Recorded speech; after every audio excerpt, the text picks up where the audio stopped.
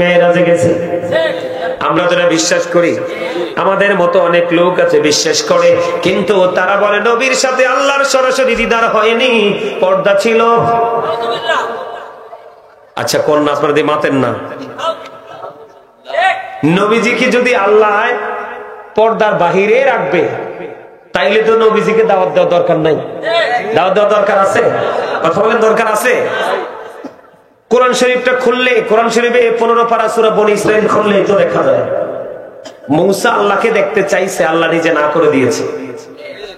কি মূসা কালিমুল্লাহ আল্লাহকে দেখতে চেয়েছে, আল্লাহ রাব্বুল আলামিন নিজে কি করে দিয়েছে? না করে দিয়েছে।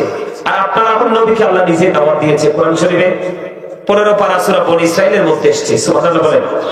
একটু জোরে পড়েন, ইয়া রাসূলুল্লাহ ইয়া হাবিবাল্লাহ ইয়া রাসূলুল্লাহ ইয়া হাবিবাল্লাহ ইয়া রাসূলুল্লাহ ইয়া হাবিবাল্লাহ আওয়াদমতে নিদান কালে আসিও নবী গো আমার শিয়রে, দেখিব আপনাকে আপন নজরে, ইয়া রাসূলুল্লাহ ইয়া হাবিবাল্লাহ ইয়া রাসূলুল্লাহ ইয়া হাবিবাল্লাহ।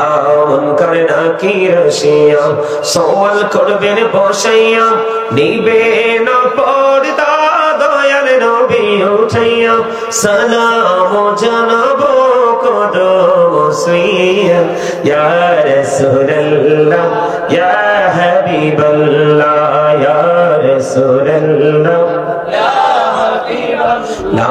গোসল করাইয়া কাফন পড়াইয়া, যখনই রাখিবে কবরে শোয়াইয়া, লইও গো কোলে গোলাম বলিয়া, ইয়া রাসূলুল্লাহ ইয়া হাবিবাল্লাহ ইয়া রাসূলুল্লাহ ইয়া হাবিবাল্লাহ ইয়া রাসূলুল্লাহ ইয়া হাবিবাল্লাহ।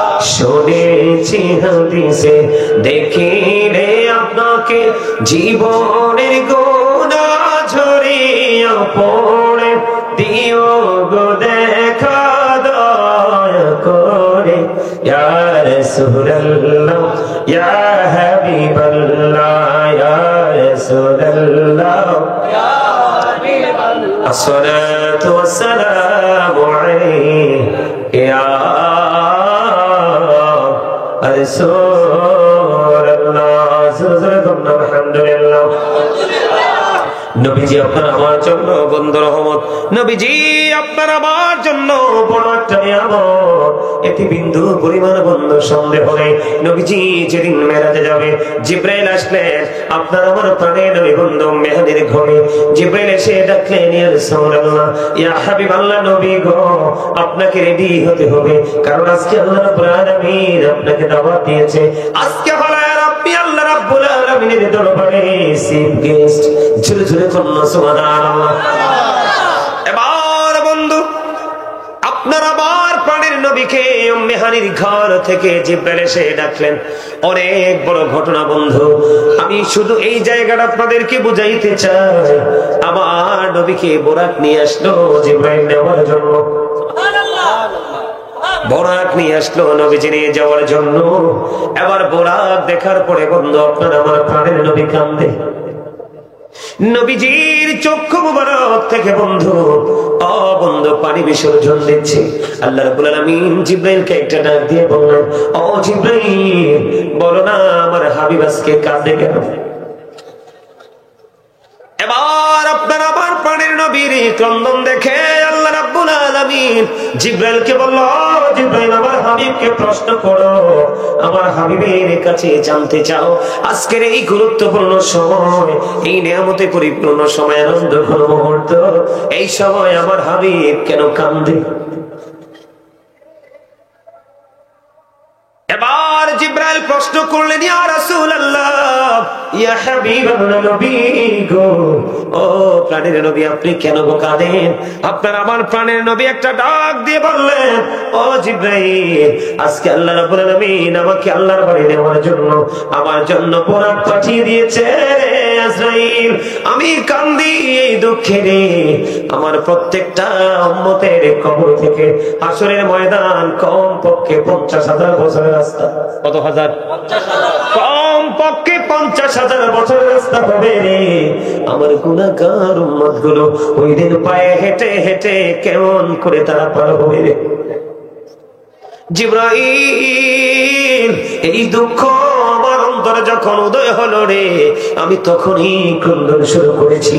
এবার আবার আল্লাহ রাব্বুল আলামিন জিবরাইলকে জানিয়ে দিলেন, জিবরাইল আমার হাবিবকে জানিয়ে দাও, আমি আল্লাহ কথা দিলাম পৃথিবীর বুকে যারা আমি নবীর প্রেমে, আমার হাবিবের প্রেমিক, আমার হাবিবের প্রেমে আমার হাবিবকে ভালোবাসিয়া আমি আল্লাহর দিদারের আশায় সারাটা জীবন পরিশ্রম করবে, সারা জীবন আমার হাবিবকে ভালোবাসবে, ওই ভালোবাসার মধ্য দিয়ে আমি আল্লাহর দিদারে কামনা করবে।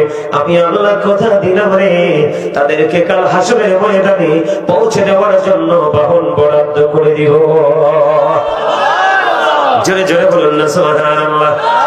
এই জন্য আমি বারবার বলে, আপনি যদি বলেন আমি সারা জীবন নামাজ পড়বো, ও বন্ধু, ফরজ এবং ওয়াজিব আমার আল্লাহকে আপনি কখনোই রাজি করতে পারবেন না যতক্ষণ না পর্যন্ত আপনি সুন্নাত এবং নফলের দিকে ধাবিত না হবে। কারণ আমি আপনাদেরকে বলি, হাদিস শরীফের মধ্যে আমি বলি আপনাদেরকে, আজকে আমার বিষয় হলো নবীজি কেমন রহমত আমাদের জন্য, বন্ধু আমাদের জন্য কত বড় নিয়ামত, এটা বোঝানোর জন্য আমি আপনাদেরকে বলছি হাদিস শরীফ। বন্ধু আমি আপনাদেরকে বলি, ওয়ালিদ বিন মুগীরা আমার নবীর সাথে বেয়াদবি করলো।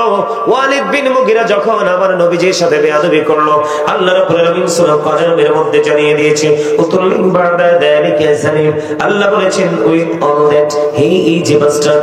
আল্লাহ রাব্বুল আলামিন ওয়ালিদ বিন মুগীরাকে 10টা গালি দিয়েছে, এর মধ্যে 10 নাম্বার গালিটা হলো জারস। জোরে কন্যা নাউজুবিল্লাহ। আমি আপনাদেরকে বলি, একটা ছেলের যদি পিতৃ পরিচয় না থাকে, সে যত বড় স্কলারশিপ নিয়ে আসুক না কেন, সে যত বড় মুফতি, যত বড় মুহাদ্দিস হোক না কেন, পিতৃ পরিচয় না থাকলে বন্ধু তাকে বলা হয় জারজ সন্তান। আর জারজের পিছনে ইক্তেদা করার কোনো বৈধতা নাই। নবীর সাথে বেয়াদবি করার কারণে বন্ধু কি হয়ে গেল? নবীর সাথে বেয়াদবি করার কারণে বন্ধু জারজ হয়ে গেল। 10 নাম্বার 10টা গালি দিয়েছে, এর মধ্যে সবচেয়ে ছোট গালি হলো এটা। জোরে জোরে কন্যা নাউজুবিল্লাহ। আর যদি আপনি প্রাণীর নবীকে রহমত, প্রাণীর নবীকে যদি নিয়ামত মনে করে যদি আপনি ভালোবাসার ডোরি লাগাইতে পারেন, তাহলে আপনার জন্য সুন্নাত নামাজ পড়ার কারণে বন্ধু আপনার জন্য জান্নাত বরাদ্দ করে দেওয়া হয়েছে। জোরে জোরে বলুন না সুবহানাল্লাহ। আরেকটু মহব্বতে বলুন সুবহানাল্লাহ। আমি আপনাদেরকে বলে দিতে চাই, ও মাঝিরা নদীর পাড়ের মানুষ, আমার ভাই, আমার বাবারা, আমার মা, আমার বোনদেরকে ডেকে ডেকে বলছি গো, হৃদয়ের জানা না করে তোমরা সবাই শোনো, প্রাণের নবীর প্রেম, প্রাণের নবী কত বড় নিয়ামত, কত বড় রহমত। ওই নবীর সাথে প্রেমের ডোরি লাগাইলে আমার আল্লাহ কত খুশি। আমার আল্লাহ ডেকে ডেকে বলে, হাবিব আপনি আপনার উম্মত গুলোকে জানাইয়া দেন, ফরজ নামাজ গুলো তারা পড়বে, ফরজ নামাজের পাশাপাশি আপনি হাবিবের সাথে প্রেমের ডোরি লাগাইয়া আপনাকে মহব্বত করে সুন্নাত নামাজ গুলো পড়বে। আমি আল্লাহ তার জন্য স্পেশাল নিয়ামত বরাদ্দ দিয়েছি। দৈনিক 12 রাকাত সুন্নাত নামাজ আছে বন্ধু। ওই সুন্নাত নামাজগুলো যদি আপনি সঠিকভাবে পড়তে পারেন, আমার আল্লাহ তার জন্য জান্নাতে ঘর বরাদ্দ দিয়েছে। হুজুর ওই নামাজগুলো কোথায়? আপনি জোহরের নামাজের দিকে তাকিয়ে দেখেন, আর জোহরের ফরজের আগে 4 রাকাত এবং ফরজের পরে 2 রাকাত হলো 6 রাকাত। ফজরের নামাজে ফরজের আগে 2 রাকাত হয়ে গেল বন্ধু 8 রাকাত। ঠিক কিনা বলেন? আরো জোরে বলেন। মাগরিবের নামাজের ফরজ আপনি আদায় করলেন, আদায় করার পরে আপনি পড়ে নিলেন 2 রাকাত। এশারের 4 রাকাত ফরজ পড়ার পরে আপনি পড়ে নিলেন 2 রাকাত। এই হলো মোট 12 রাকাত নামাজ। এই 12 রাকাত নামাজ যদি প্রতিদিন প্রাণের নবীর সাথে প্রেমের ডোরি লাগাইয়া কোন বান্দা অথবা বান্দি, নারী অথবা পুরুষ আদায় করে, আমার আল্লাহ কথা দিয়েছে তার জন্য জান্নাতে গর্ব রাখবো।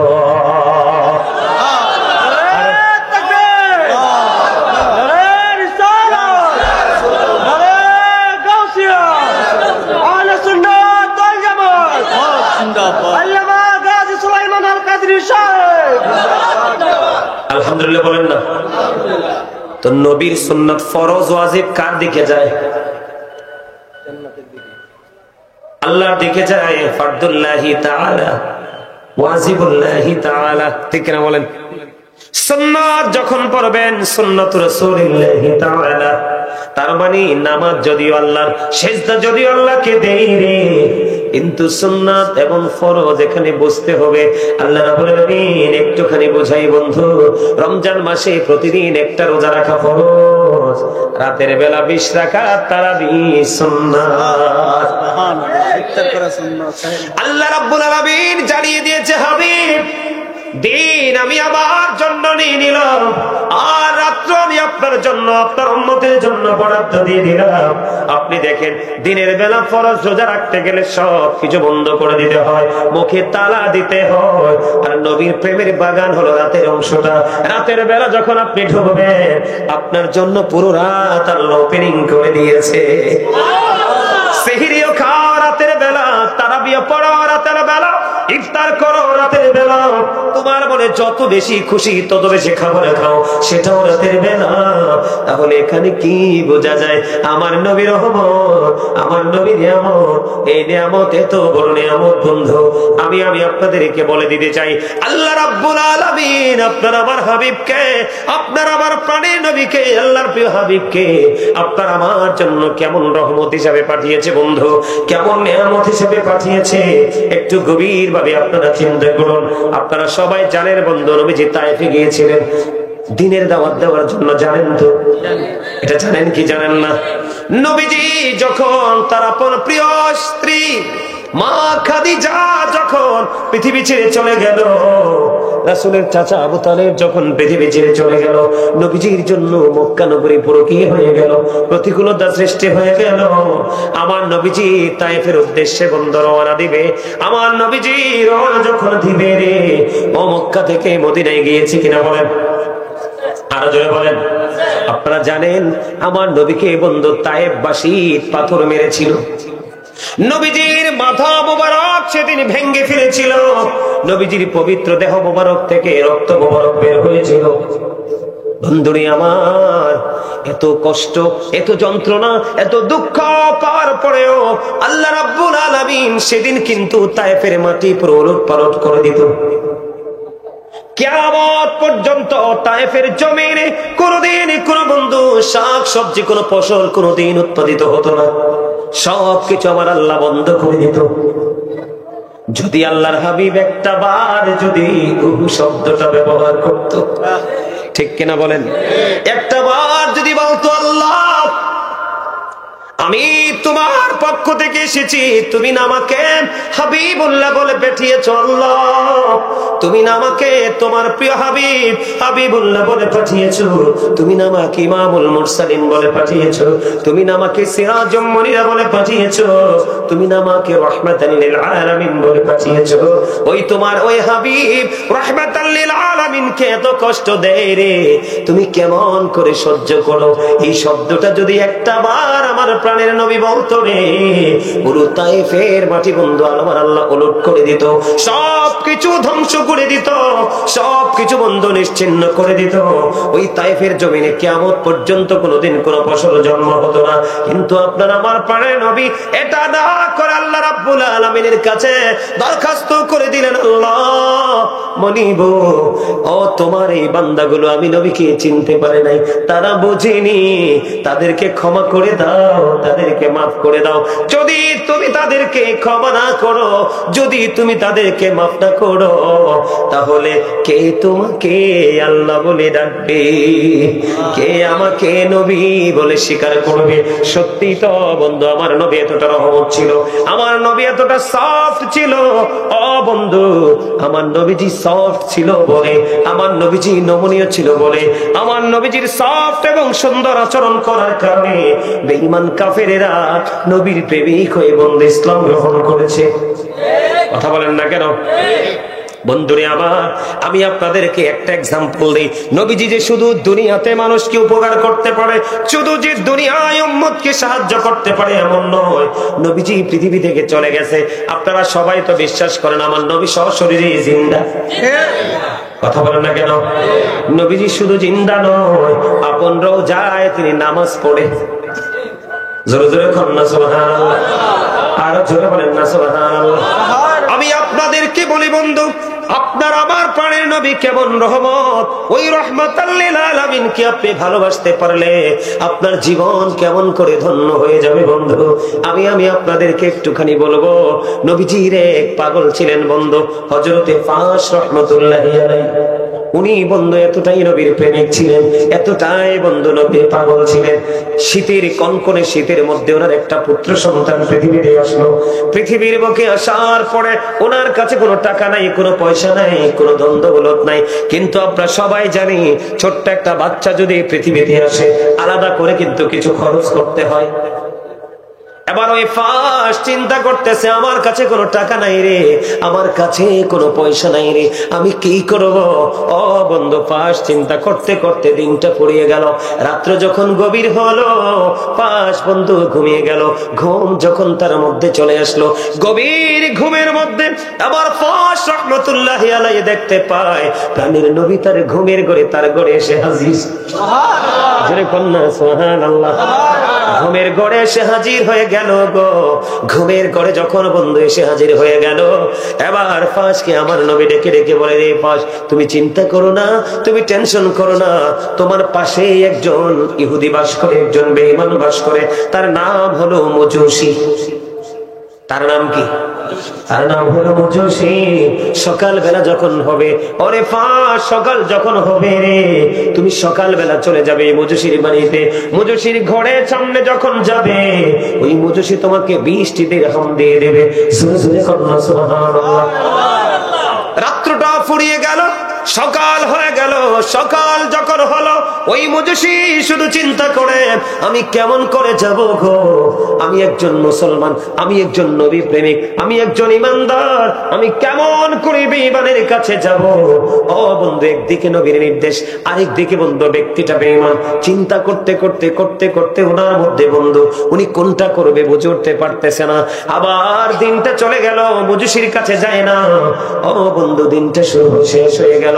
রাত যখন আবার গভীর হলো, দ্বিতীয় রজনীতে আপনার আমার প্রাণের নবী আবার ফাঁসের ঘরে এসে হাজির। এবার যখন ফাঁস দেখতে পাইলেন আপনার আমার প্রাণের নবী ওই ফাঁসের ঘরে এসে হাজির হয়ে গেছে, তুমি কেন যাওনি? তুমি যাও, যাও, মজুসি তোমাকে সাহায্য করবে। এবার জলদি করে দৌড়ে চলে গেল। যাওয়ার পরে চাইয়া দেখে বন্ধুই মজুসি 20টি দিরহাম হাতে নিয়ে আগে থেকে তার দরজায় দাঁড়িয়ে আছে। জোরে জোরে বলেন আল্লাহু আকবার, আর জোরে বলেন আল্লাহু আকবার।